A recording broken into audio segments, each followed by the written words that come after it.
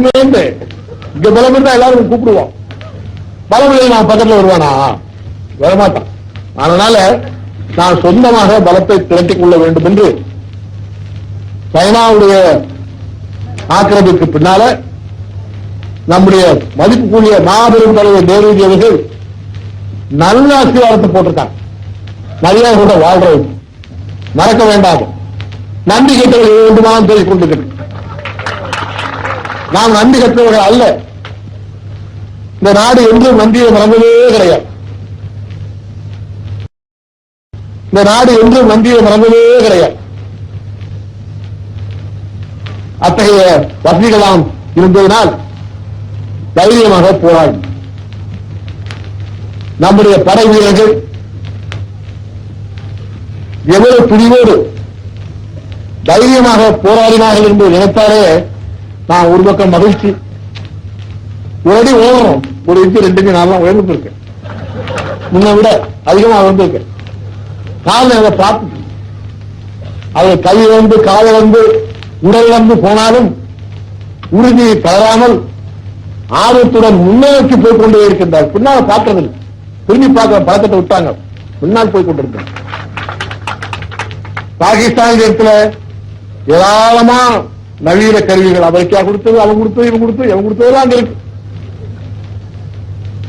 பாகிஸ்தான் என்ன நினைச்சாங்க? இதை வச்சுக்கொண்டு நம்ம நிறுத்தி அடிச்சுக்கொள்ள நினைச்சாங்க. நான் என்ன நினைச்சோம், நம்மகிட்ட அந்த கருவி இல்லைன்னா கூட மண்டையில முட்டு வச்சுக்கோங்களேன், நம்ம மண்டையா வச்சு உடப்போம், அவனை விடுறதில்லை என்று பலமாக நாம் உறுதியாக இருந்து நாம் போர் வீரர்கள் சண்டை செய்தார்கள். போர் வீரர்களுக்கு பின்னால் இருந்தது எவ்வளவு துணிவாக இருந்தார்கள். பஞ்சாபிகள் ரொம்ப தைரியமானவங்க, ரொம்ப துணிவானவங்க, வீரர்கள். அந்த காட்சியை நாம் பார்த்தால் பழைய காலத்தை பிராணத்திலாம் சொல்றான், பாரத போர்ல படகு போகும்போது வழியாக உற்சாகமாக வரவேற்பதும் பெரிய வரவேற்பு எல்லாம் பற்றி சொல்லுவாங்க இல்லையா? அதோ நாம் வர்றேன்னு நினைச்சோம், எழுதி வச்சுக்காங்க. இப்ப பார்த்தா உண்மைதான் அதெல்லாம். அப்படி நடந்தே நம்ம அங்கிட்டு இப்ப நடந்திருக்கு. 1 மைலுக்கு ஒரு கேண்டீன் இருக்கும், இலவசமா நான் போர்வீரருக்கு போற இடங்கள்ல அந்தந்த கிராமத்தை சேர்ந்தவங்க, குழந்தைகள், ஆண்கள், பெண்கள், மாணவர்கள், மாணவிகள் எல்லாம் ஒன்னா உட்கார்ந்து வந்து நின்று அவர்களுக்கு வேண்டியவையெல்லாம் கொடுத்து அனுப்பிக் கொண்டே இருந்தார்கள் கடைசி வரை. அதோடு மட்டுமல்ல, பாகிஸ்தானிகள் பாராசூட்ல இருந்து கீழே இறக்கிட்டே இருந்தான். அவளை பிடிக்கணுமா இல்லையா? அவளை பிடிக்கிறதுக்கு நம்ம போலீஸ் படையும் படைகளுக்கு போனா சண்டை முறை தங்காலுமா இல்லையா? அந்தந்த கிராம ஜனங்களே போயிட்டு எடுத்துட்டாங்க. ரொம்ப தைரியமானவங்க சொல்லிட்டாங்க, யாரும் போலீஸ் எங்களுக்கு வேண்டாம், நாங்க பாத்துக்கிறோம். உங்களுக்கு இந்த ஊடுருவிகளை பாராசூட்ல இருந்து வந்தவங்கள நாங்க எமலோகத்துக்கு அனுப்பிடுவோம், நீங்க ஒண்ணும் கவலைப்படாது.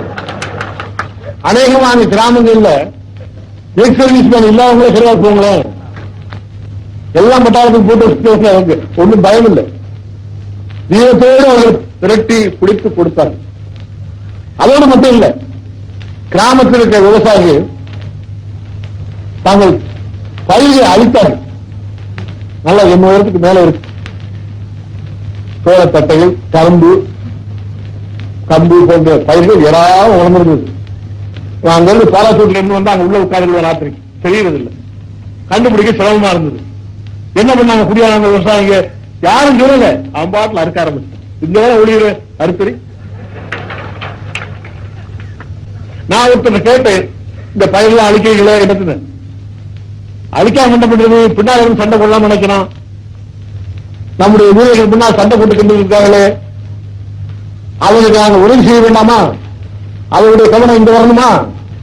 நாங்களே ஒழிச்சுடுவோம். ஒழிய விட்டா தானே, ஒழிய கிடந்தா தானே பயிரெல்லாம் அழிச்சுட்டாங்க.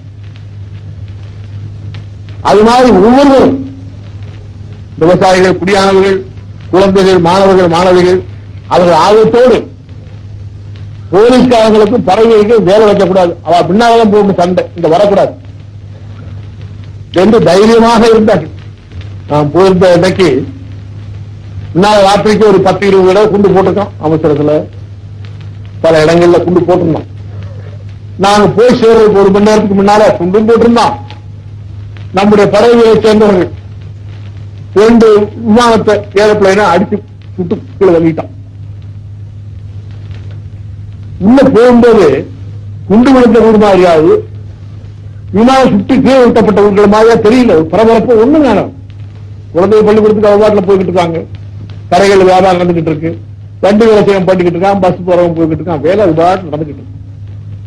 ஒரு விதமான பதட்டமும் இல்லாம நிதானமாக எவ்வளவு உறுதியாக இருந்தார்கள். ஒரு இடத்துல அதற்கு முன்னால் விழுந்த குண்டு பட்டு விழுந்த ஒரு வீடு, பாதி கட்டணம் போச்சு, பாதி இருக்கு. அந்த வீட்டில் இருக்கக்கூடியவங்க தங்களுடைய சாமான எல்லாம் வெளியே போட்டு கட்டில படுத்திருக்காங்க. எவ்வளவு தைரியமா சந்தோஷமா இருந்தாங்க, எவ்வளவு வீரத்தோடு இருந்தாங்க. அவ்வளவு திடமாக இருந்ததுனால்தான் நம்முடைய படை வீரர்கள் பின்னால் போக முடிஞ்சது. அதனால அந்த உறுதி நமக்கு வந்தாச்சு, முடிஞ்சு சமாதானத்தில் இருக்கவும் பேரு. அப்படித்தான் சீஸ் பெயர் நடக்குது. பாகிஸ்தான் சும்மா இருக்கிற மாதிரி இல்லையே, பொருளை விடாம கொடுத்துக்கிட்டு இருக்காங்க. இது சண்டை இருக்கும்போது நல்லது போட்டிருக்கேன்னு தீரும் போல் இருக்கு. உட்காந்துக்கிட்டே தொந்தரவு பண்ணிக்கிட்டு இருக்கான். ஏதோ நான் தொந்தரவு பண்ணாலும் அவனுக்கு தெரியாது. ஆனா அந்த தொந்தரவை நிறுத்தணும். எப்படி நிறுத்த முடியும்? ஐக்கிய நாட்டு சபையெல்லாம் தைரியம் உரிமை பண்ணிடலாம். பஞ்சாயத்து சபை என்ன பஞ்சாயத்து, நம்ம கிராம பஞ்சாயத்து மாத்து மாதிரி போடக்கூடாது. கிராமத்தில் எப்படி பஞ்சாயத்து பண்ணுவாங்க? ஒருத்தர் போக்கிரியா இருந்தா அவங்க பயந்துக்கிடுவோம். ஏப்பா பஞ்சாயத்து இப்படி பண்றேன்னா அவன் வையா சொல்றாங்களா இல்லையா? அப்படியா இருக்கிறது? ஐக்கிய நாட்டு சபையில பெரிய பெரிய தலைவர்கள், பெரிய பெரிய தேசம் சேர்ந்தவங்க இருக்காங்க. என்ன அவங்க தைரியமா சொல்றான் பாருங்க, என்ன அல்டிமேட்டம் கொடுக்குறான், எச்சரிக்கை செஞ்சுங்கிறான். 3 மாசத்துக்குள்ள தீர்ப்பு கொடுத்தாட்டா இதை விட்டு போயவே சொல்றாங்களே, என்ன அர்த்தம்? அது எச்சரிக்கை தான். என்ன நிரப்பம் என்ன மேட்டுக்கு ஒரு ஞானமா என்ன?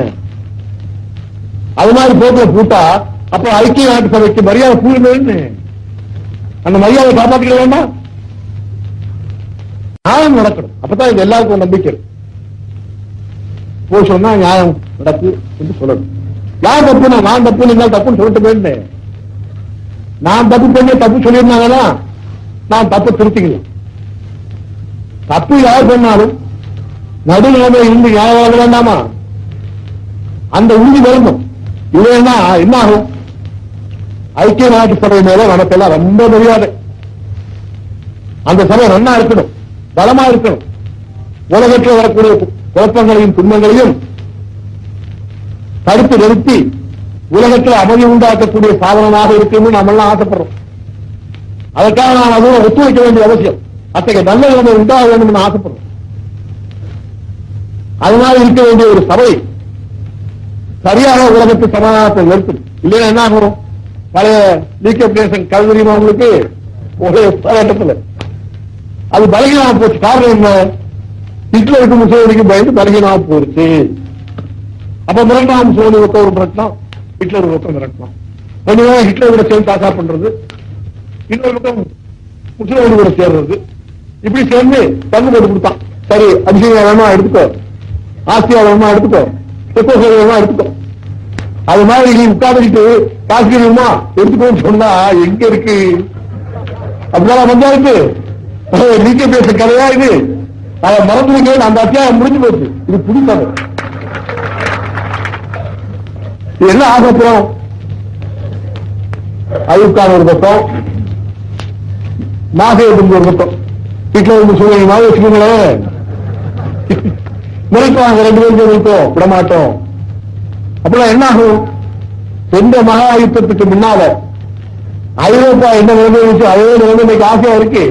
ஹிட்லர் முசோலினி மிரட்டினான், ஐரோப்பு மாசேதுக்கு மிரட்டுறான். இந்த சர்வாதிகாரிகள் சேர்ந்து மிரட்டி ஆசியாவை தங்களுடைய ஆதிக்கத்தில் வைத்துக் கொள்ள வேண்டும் என்று விரும்புறாங்க. இந்த வருஷம் ஐக்கிய நாட்டு சபைக்கு இருக்காங்க. அது இல்லைன்னு சொன்னா அவருடைய எதிர்ச்சதிகாரத்தை போர் மனப்பான்மையை தடுத்து நிறுத்தும் சொன்னா இந்தியாவுக்கு உதவி செய்தே ஆகும். வேற வழி இல்லை. ஜனநாயகத்துக்காக செக்குலர் மதசார்பற்ற ஒரு நாடாக இருந்து ஒன்றாக சேர்ந்து கூடி வாழக்கூடிய ஒரு மனப்பான்மையை வளர்க்க வேண்டிய ஒரு நாடாக இந்தியா இருக்கு. உலகத்தை எல்லாரும் குடித்தான் வாழணும், சண்டை போட்டு வாழக்கூடாது. சண்டை போட்டா வாழ்வாங்க. அதை எடுத்துக்காட்டா நாம இருக்கும். எந்த ஜாதி, எந்த மதம், எந்த சேர்ந்தாலும் ஒன்றாக இருக்க வேண்டும், எல்லோருக்கும் ஒரு உரிமை இருக்க வேண்டும் என்றெல்லாம் நாம் மனதில் வைத்துக் கொண்டு அரசியல் அமைப்பை அமைத்திருக்கிறோம். அந்த தேசம் ஒன்றாக வாழ்ந்தா உலகத்தை எல்லாரும் கூடி வாழ்வதற்கு வழிகாட்டியாக இருக்கும். இந்த தேசத்தை ஆக்கிரமிப்புக்காக ஒப்பிச்சுட்டா சைனாக்காரங்க ஒப்பிச்சு. சைனா ஜனங்கள்கிட்ட சொல்லல மாசூர் முட்டை, பாகிஸ்தான் ஜனங்கள்கிட்ட சொல்லல ஐரோப்பான் ஒப்பிச்சா சொல்றீங்களா? ஒப்பிச்சமாகும் இங்கே நானாகும் போது வச்சுக்கோங்களேன். போட்டாங்கன்னா அமெரிக்காவுக்கும் பிரிட்டனுக்கும் யோசனை பண்ணி பாருங்க.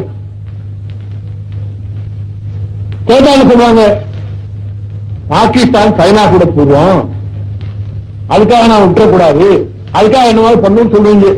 ஒவ்வொருத்தரும் மிரட்டாங்க வச்சுக்கோங்க. என்ன ஆகும் நான் கேட்கிறேன். நாம் என்ன சொல்லணும் உலகத்துக்கு? எங்க நாட்டுக்கு விரோதமா யார் போர்க்கொள்கை கொடுத்தாலும் எங்க நாட்டுக்கு விரோதியாக யாரா இருந்தாலும் சரி, யாரா இருந்தா நமக்கு என்ன? நம்ம தலையில கொண்டு போறதுக்கு, நம்மளை அடிக்கிறதுக்கு போர்க்கொள்கை கொடுத்தா அவன் கூட்டாளியா விரோதியா? ஐயா சொல்லுங்க ஐயா. பஞ்சாயத்து சபை என்ன பண்ணணும்? சண்டை போடாமல் சொல்லணும். இல்லைன்னா உனக்கு ஒரு கம்பு வச்சுக்கோ, கிராமத்துல நீ ஒரு கம்பு வச்சுக்கோ, நீ ஒரு கம்பு வச்சுக்கோ, நீ ஒரு அறுவாள் வச்சுக்கோ, அவனுக்கு ஒரு அறுவாள் வச்சுக்கோ. அப்படின்னா என்ன அர்த்தம்? வெட்டிக்கோ குத்திக்கோ அதாலும் என்ன என்ன நியாயம் கேட்க? நாம் போல் வேண்டாம், நமக்கு சண்டையே நமக்கு தேவையில்லை. ஆனால் போர்க்கை குறித்து சண்டையை உண்டாக்கிட்டு இருக்கீங்க. ஏன் உண்டாக்கணும் நான் கேட்கிறேன். ஆனால் இப்ப சமாதானம் இருக்கு. சமாதானத்துக்கு நீங்க எல்லாம் பொறுப்பு. ஐக்கிய நாட்டு சபை எல்லாரும் பொறுப்பு, நாங்களும் பொறுப்பு. உங்களுடைய சமாதானம் நியாயமா இருக்கணும். நாங்க என்ன பண்ணுவோம்? பாகிஸ்தான்ல இருந்து நாங்க வரலாம் சமாதானத்துல. காஷ்மீர்ல இருந்து போகும் சொன்னா நாங்க போவோமா? யோசனை பண்ணி பாருங்க. காஷ்மீர் நம்ம நாடு, அவனுக்கு போக சொல்றதுக்கு யாருக்கு உரிமை? ஒருத்தர் உரிமை இல்லை. அங்கிருந்து போற பிரச்சனையே இல்லை. கொஞ்சம் குழப்பாங்க. என்ன குழப்பாங்க? நம்ம சில இடத்துல காஷ்மீர்ல அந்த அசாத் காஷ்மீர் பக்கம் போயிருக்கோம். அங்க கூட போகணுமா வேண்டாமா, இருக்கணுமா வேண்டாமா, இதெல்லாம் கூட குழப்பாங்களா இல்லையா? இந்த குழப்பம் எங்க இருந்து கேட்கிறேன். எங்கேயாவது உண்டா? வீட வீட்டுக்குள்ள வந்தா வீதான் போய் சொல்றேன்னு பரவாயில்ல, அவன் வாக்குப்படி நின்றுகிட்டு கிட்டோம்னா எப்படியா? இது மாதிரி அவங்க குழப்பறாங்க. அவங்க பல காலங்கள் இருக்கலாம். அவன் கேட்டா நினைக்கிறா உலகம் அமைதியா இருக்கணும் இல்லையா? நல்ல எண்ணத்துக்கு நீ என்ன பண்ணும்? நீ அதுக்காக எங்கிட்ட பரிசு கொடுத்துருவோம். அப்படித்தானே நீ உலகத்துல கொடுக்க ஏதாவது நல்ல எண்ணம் உனக்கு வேணும்னா எங்கிட்ட கொடுக்க வேண்டும். அப்படித்தான் பண்ணாங்க. அதுக்கு நான் முசைனை கொடுத்தாச்சு. போ சமாதானம், ஏரியா சமாதானம், அதுக்காக கொடுத்தேன். சமாதானம் அதிசயமாக முசைனை எடுத்தானே. அப்ப என்ன பண்ணீங்க? வாக்கை பண்ண போறோம், நடவடிக்கை நடத்த போறோம், முத்துக்க கூட போறோம் சொன்னீங்களே. முத்து ஒழுங்கா பண்ணீங்களா? ஒழுங்கா அவசியம் ஒப்பந்தம் பண்ணீங்க பண்ணலையா? பண்ண சொல்ல முடியுமா? இப்ப பண்ண மாட்டீங்க நம்புறேன். கல்யாணம் பண்ணீங்க யாரு கேட்டான்னு கேட்கிறேன்.